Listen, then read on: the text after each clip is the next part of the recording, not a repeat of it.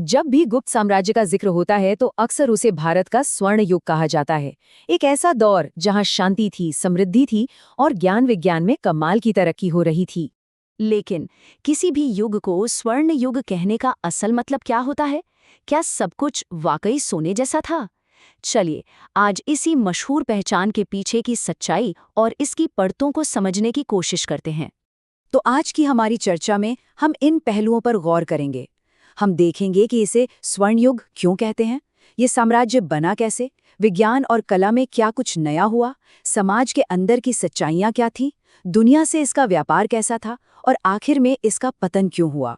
तो चलिए पहले हिस्से से शुरू करते हैं। जब हम गुप्त काल की बात करते हैं तो हम बात कर रहे हैं चौथी से लेकर छठी शताब्दी ईस्वी के समय की। और हाँ, इसे अक्सर क्लासिकल भारतीय सभ्यता का चरम यानी पीक माना जाता है। सोचिए, किसी भी चीज को फलने फूलने के लिए सबसे जरूरी क्या होता है? शांति और स्थिरता। यही गुप्त काल की सबसे बड़ी खासियत थी। जब लड़ाइयां कम होती हैं तो देश का ध्यान और पैसा कला, विज्ञान और नई नई खोजों पर लगता है। और बिल्कुल यही हुआ। तो सवाल ये उठता है कि ये स्थिरता आई कहाँ से? इसके पीछे थे इस साम्राज्य के ताकतवर शासक, उनकी जबरदस्त सैन्य ताकत और एक बहुत ही सोचा समझा प्रशासनिक ढांचा।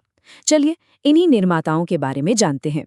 और इस लिस्ट में सबसे पहला नाम आता है समुद्रगुप्त का, जिन्हें कई इतिहासकार भारत का नेपोलियन भी कहते हैं। वो एक कमाल के योद्धा थे। सोचिए, उनके दरबारी कवि हरिशेन ने इलाहाबाद के स्तंभ पर लिखवाया है कि उन्होंने उत्तर में 9 राजाओं और दक्षिण में 12 शासकों को हराया था। उनकी रणनीति सिर्फ तलवार के दम पर नहीं, बल्कि कूटनीति और समझदारी का भी बेहतरीन मेल थी। गुप्त सम्राटों ने एक उपाधि अपनाई, महाराजाधिराज। अब ये सिर्फ एक भारी भरकम टाइटल नहीं था, इसका मतलब था राजाओं का महान राजा। ये उपाधि दिखाती थी कि गुप्त सम्राट सबसे ऊपर हैं और कई छोटे छोटे राज्य उनके अधीन काम करते हैं।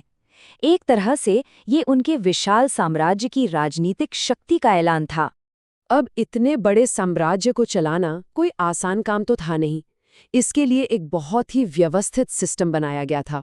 आप देखिए, केंद्र में राजा को सलाह देने के लिए मंत्री परिषद थी, सेना को संभालने के लिए महासेनापति थे, और दूसरे देशों से संबंध मतलब युद्ध और शांति की संधियां, इसके लिए संधि विग्राहक होते थे। फिर साम्राज्य को प्रांतों और जिलों में बांटा गया था, जिन्हें कुमारा मात्य जैसे अधिकारी संभालते थे। इसी साफ सुथरे बंटवारे की वजह से पूरा साम्राज्य अच्छे से चलता था। तो जब देश में शांति हो और प्रशासन मजबूत हो तो क्या होता है? ज्ञान, विज्ञान और कला को पंख लग जाते हैं। अब हम उन कमाल की उपलब्धियों पर नजर डालेंगे जिनकी वजह से इस दौर को असल में स्वर्ण युग कहा जाता है।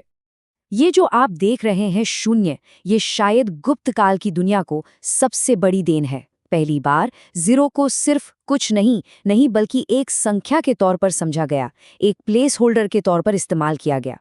इसी एक खोज ने गणित की पूरी दुनिया बदल दी और आज के मॉडर्न मैथमेटिक्स की नींव रखी। लेकिन बात सिर्फ जीरो पर नहीं रुकी। इसी दौर में डेसिमल सिस्टम यानी दशमलव प्रणाली आई। पाई की वैल्यू चौथे डेसिमल तक कैलकुलेट की गई। आर्यभट्ट जैसे विद्वानों ने यह सिद्धांत दिया कि पृथ्वी अपनी धुरी पर घूमती है। यहाँ तक कि सूर्य और चंद्र ग्रहण की वैज्ञानिक वजह भी बताई गई। ये सब मुमकिन हुआ क्योंकि चंद्रगुप्त द्वितीय जैसे राजाओं ने आर्यभट्ट और वराहमिहिर जैसे विद्वानों को अपने दरबार के नवरत्नों में जगह दी और उन्हें काम करने की पूरी आज़ादी दी। आर्यभट्ट का ये कथन देखिए कितना अद्भुत है। जैसे एक नाव में आगे बढ़ता हुआ व्यक्ति किनारे पर स्थिर वस्तुओं को पीछे की ओर जाते हुए देखता है, ठीक उसी तरह पृथ्वी पर मौजूद लोगों द्वारा स्थिर तारे ठीक पश्चिम की ओर बढ़ते हुए देखे जाते हैं। जरा सोचिए, वो उस जमाने में रिलेटिविटी ऑफ मोशन यानी गति की सापेक्षता को कितनी गहराई से समझ रहे थे। ये वाकई एक बहुत ही एडवांस्ड सोच थी। और सिर्फ ज्ञान ही नहीं, टेक्नोलॉजी में भी ये लोग माहिर थे। इसका सबसे बड़ा सबूत है दिल्ली का ये मेहरौली लौह स्तंभ। चौथी सदी का बना ये स्तंभ 1600 साल से भी ज्यादा समय से खुले में खड़ा है, लेकिन आज तक इस पर जंग नहीं लगा। ये गुप्त काल के कारीगरों के हुनर का एक जीता जागता चमत्कार है, जो आज भी वैज्ञानिकों को हैरान करता है। अब बात करते हैं कला की। अजंता की गुफाएं बस कमाल हैं। सोचिए, ज्वालामुखी की चट्टानों को काट कर इन्हें बनाया गया है। इनके अंदर बौद्ध धर्म से जुड़ी कला के बेहतरीन नमूने हैं, जिन्हें गुप्त काल में ही सजाया संवारा गया। दीवारों पर बनी पेंटिंग्स में जातक कथाएं यानी बुद्ध के जीवन की कहानियां दिखाई गई हैं। ये गुफाएं सिर्फ कला नहीं, बल्कि उस दौर के समाज और संस्कृति को देखने की एक खिड़की हैं। लेकिन हर कहानी के दो पहलू होते हैं, है ना? तो क्या ये स्वर्ण युग सच में हर किसी के लिए सुनहरा था? चलिए अब सिक्के का दूसरा पहलू देखते हैं और उस दौर के समाज की सच्चाइयों और असमानताओं को समझने की कोशिश करते हैं। यहाँ समाज के दो अलग अलग चेहरे दिखते हैं। एक तरफ था राज दरबार का आलीशान जीवन, जहाँ कला को बढ़ावा दिया जाता था और नालंदा जैसी यूनिवर्सिटीज में पढ़ाई के मौके थे। वहीं दूसरी तरफ थे आम लोग, जिनका जीवन पूरी तरह खेती पर निर्भर था। और इसी दौर में जाति व्यवस्था यानी वर्ण व्यवस्था पहले से कहीं ज्यादा कठोर और जन्म पर आधारित हो गई। मतलब आप जिस जाति में पैदा हुए, आपकी सामाजिक पहचान और काम उसी से तय होता था, आपकी कबीलियत से नहीं। हमें उस समय के समाज के बारे में एक बाहरी नज़र से भी जानकारी मिलती है। ये थे चीनी बौद्ध यात्री फाहियान, जो चंद्रगुप्त द्वितीय के शासनकाल में भारत आए थे। उनका लिखा हुआ सफ़रनामा हमें वो बातें बताता है जो शायद दरबारी इतिहास में न मिलती।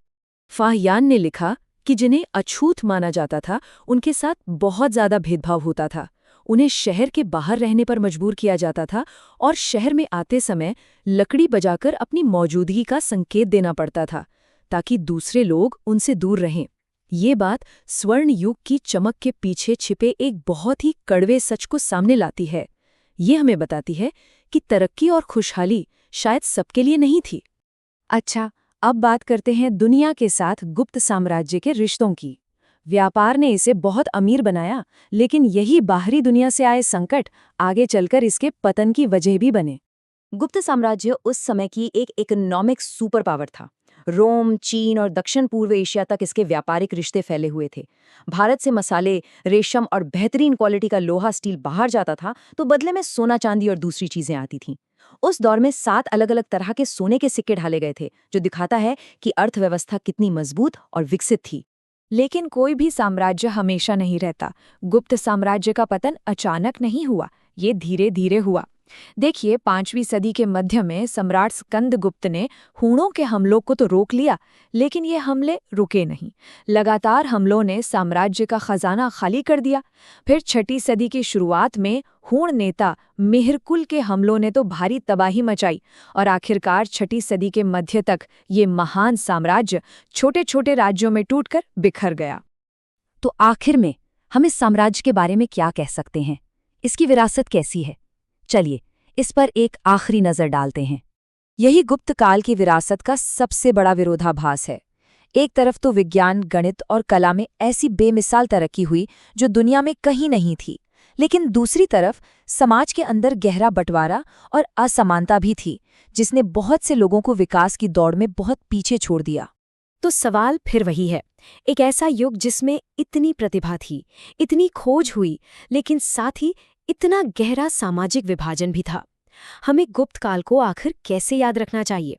क्या सिर्फ उसकी सुनहरी उपलब्धियों के लिए, या उसकी उन सच्चाइयों के लिए भी जिन्हें अक्सर नज़रअंदाज कर दिया जाता है? इसका जवाब शायद इतना आसान नहीं है।